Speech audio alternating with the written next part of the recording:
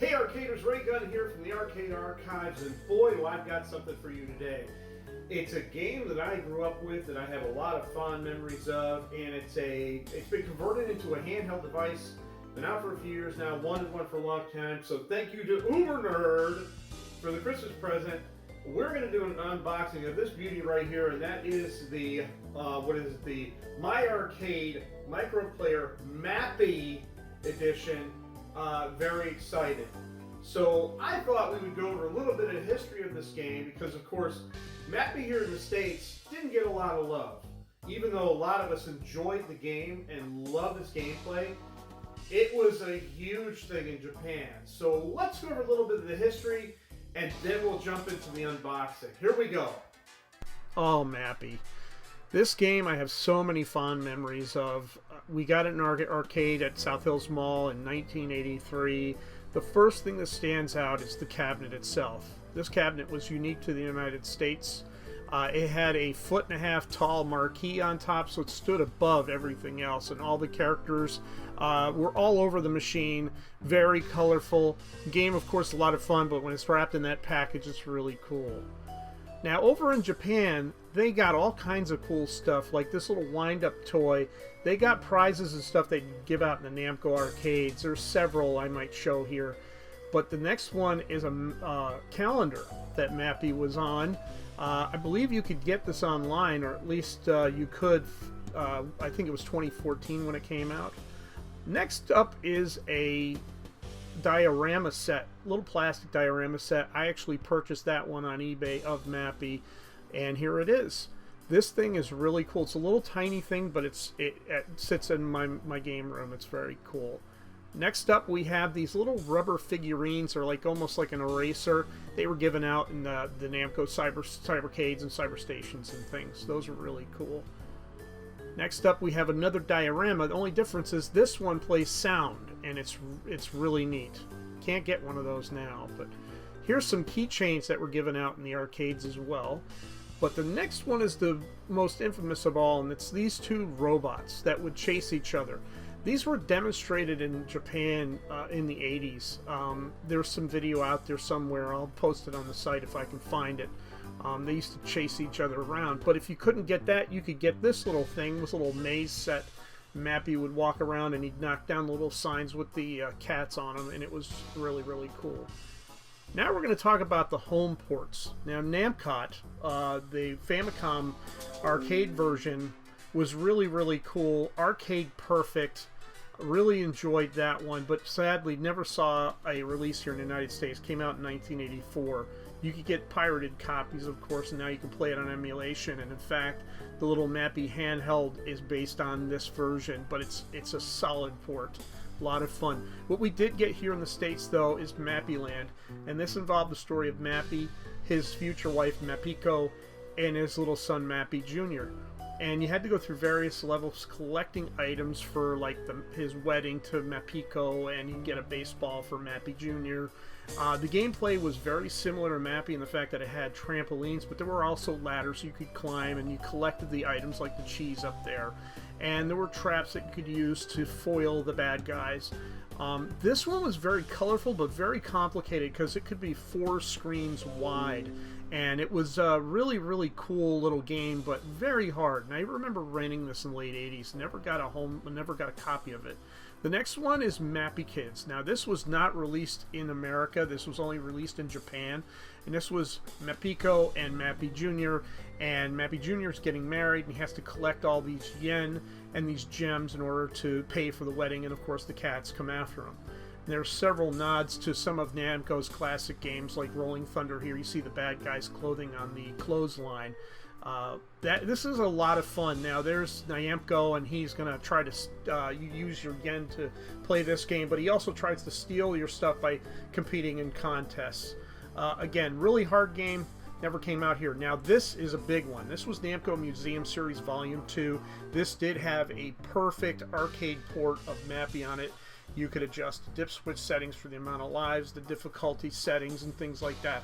This one was fun. I spent hours and hours and hours on this game, and of course it got released through various Namco museums over the last 2 decades, so you can find it just about anywhere. Of course, we can't not talk about the Jack's Pacific plug-and plays. This was the first one, the Ms. Pac-Man. It had Mappy on it. Very, very faithful port. That one was very enjoyable. This is another one, had a little cocktail table look to it. Also had Mappy. And of course, the 256 round Pac-Man had it on there. And to end it all, this is my Mappy machine from 2005. I miss this game very much. It was a lot of fun. But that's my history with Mappy. Okay, well that is the history, as much as I know, of Mappy. A little bit about the history with me and the game. I had this a Dream Machine back in 1983. I think we got our copy of it. And I was blown away by the machine's appearance because it had that giant marquee and it stood out above all the other machines simply because of the header and its height. And you could see it across the room. Gameplay wise, just fell in love with it the moment I started playing it because it had elements of platforming, it had elements of a maze game, and it was a great merge of the two. And it had a great bonus round. It was just fun. It was a lot of fun to play. I have had 2 of these arcade cabinets, one of which I sold. The other one was in really, really bad shape. So unfortunately, because of moisture expansion, I ended up having to get rid of it, destroy it, because it was in bad shape. But I still have the arcade board from that machine. And the good old Game Crate can actually play Mappy, so I play it a lot. Now what I know of this, because I had actually gotten the Burger Time My Arcade for UberNerd for his birthday, it will probably be NES on a chip, which is fine because the Namcot version played really well. Unfortunately, never saw an American release.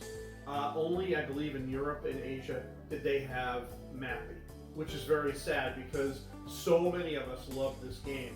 And I think when I heard the announcement that this was coming out was why I wanted it so badly, because to have basically the home version on a playable minicab, unlike the other ones that I have in my collection, they're playable but they're very small. This one, a bit beefier, a bit bigger. You can actually sit down and play this comfortably. So I'm pretty excited about it, and judging by its artwork, I think it's going to be quite a looker on my shelf. So I'm pretty excited about this. The box itself looks beautiful. They have a gameplay description on the side. The artwork looks all original, beautiful. You can go online and find a lot of the artwork for Mappy, character designs, things like that. Just do a Google search and you'll see some of the original Namco drawings. Because the history of Mappy in Asia is just so huge, they did so much more with the character, it took on a life of its own over there. Here, not so much. There was a sequel to this game called Hopping Mappy. It plays okay. I'm not a big fan of it. It's very similar in tone. I think it's the kind of sequel that's very similar to Dig Dug 2, where it takes place outside the realm of the original game, has certain elements, but changes it in such a way that it's a completely different game. And Hopping Mappy, you're on a pogo stick and you're collecting garden gnomes and other garden ornaments, and you do the same match-up thing. You try to jump away from the characters. Whereas Mappy, you're inside the house. There are multiple levels. You can use the doors to your advantage by either locking them out or knocking them over. With Hopping Mappy, it's all about staying away from them altogether, as far as I know. I've only played it briefly. There is a handful of home conversions. Of course, the great Namcot version, that's the arcade port. There was also Mappy Land, which was released here in the States. That one's kind of like Mappy, but vastly different in the sense that it takes place in this theme park. It's a very strange game, but it has elements of the original in it. Also, there's Mappy Kids. That's more of a platformer. It involves, of course, these kids who go around collecting items and avoiding the cats, but it's strictly a platformer. Played it quite a bit on my NES emulator, and it's okay. But I always love the arcade game. There's just something. There are certain games, and I've said this before, that they just invoke memories of the past, and you can remember minute details because of it, and that's what this game does for me. So UberNerd knew that. He knew it was one of my top 5 greatest games of all time, and I just said, hey, I'm going to get one of these one day. And when he saw it, he got it for me, and I couldn't be happier. It looks fantastic. Well, without any other talk, let's dive into this bad boy, and let's take a look at the cabinet, and let's see how it plays, okay? Let's get started. Okay, well, we're back. I've installed the batteries. This does take 4 AA batteries, or again, the micro USB, which I will be doing in a future date when I figure out where to put it and I can turn it on and leave it on and make the room look more spectacular. But for now, let's turn this thing on and see what it does. And see, that's what I'm saying. Now look at that. That is beautiful.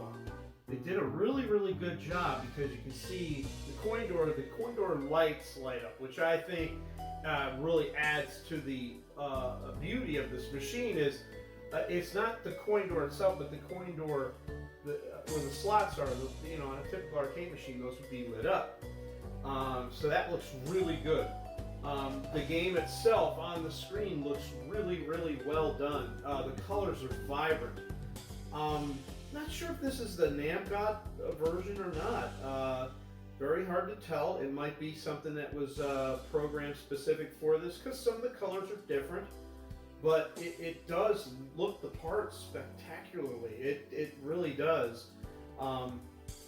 Yeah, it says B9, so it could be a bootleg or a pirate copy, or it could be anything.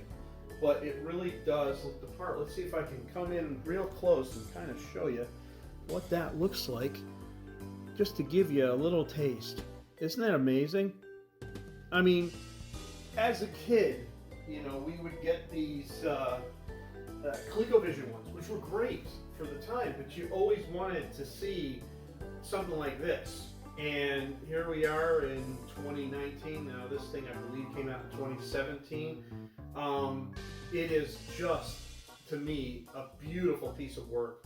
Something that I will truly love to have on any shelf, and I can pick up and play. Now, I'm going to give this a shot. Of course, you can't see that I'm playing here. Hit the start button. Whoop, already got killed because it is missing the traditional Mappy walking in the house and questioning the trampolines. It does sound different, so it's not the Namcot version. It is a version, like I said, it could be some sort of PC version. It could be a bootleg for something else, but it plays really well, so that's really all that matters.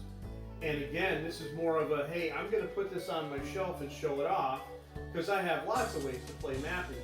But to see this thing in its glory, it looks fantastic. It just, like I said, it enhances a room. When you walk in, you see stuff like this, and it pops. And that's what I love about these little tiny arcade machines. And this is my very first My Arcade. Another feature I really like, I've been kind of playing with here, is it does have little rubber mats at the bottom to avoid slipping. I mean, these guys went all out. This machine is really, really well done.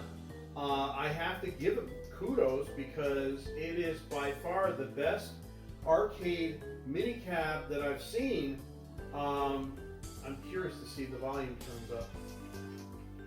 Yeah. So yeah, the sound does go up and down even though there's no headphones in it. But the attention to detail that was put into this, the labor of love, you could tell that this was a group of people that said, hey, we want to make a Mappy game, and they went all out. They did the best port that they could, and they really nailed it, in my opinion. It looks really, really good. It does have a demo, which is great. So if you're going to show it off, like if I was going to put it back here next to my Ghost Monster, you would see it and it would play like that all day long, and it looks fantastic. The other machines do that as well, but I think this one just does it a little better. Screen looks a tad bigger maybe. I don't think that really matters, but it's the artwork and like that beautiful lit up coin door and the artwork on the machine that really sells this product. I think it's really good. So if you get a chance, pick one of these bad boys up. I know that they have them at Target. Target seemed to be fairly exclusive with the Mappy My Arcade, so keep an eye out. Definitely pick it up if you get a chance. I totally love this thing. It's going to look great here in my game room. We have tons of other stuff that I'm going to be reviewing. The next one is going to be something I picked up just before Christmas.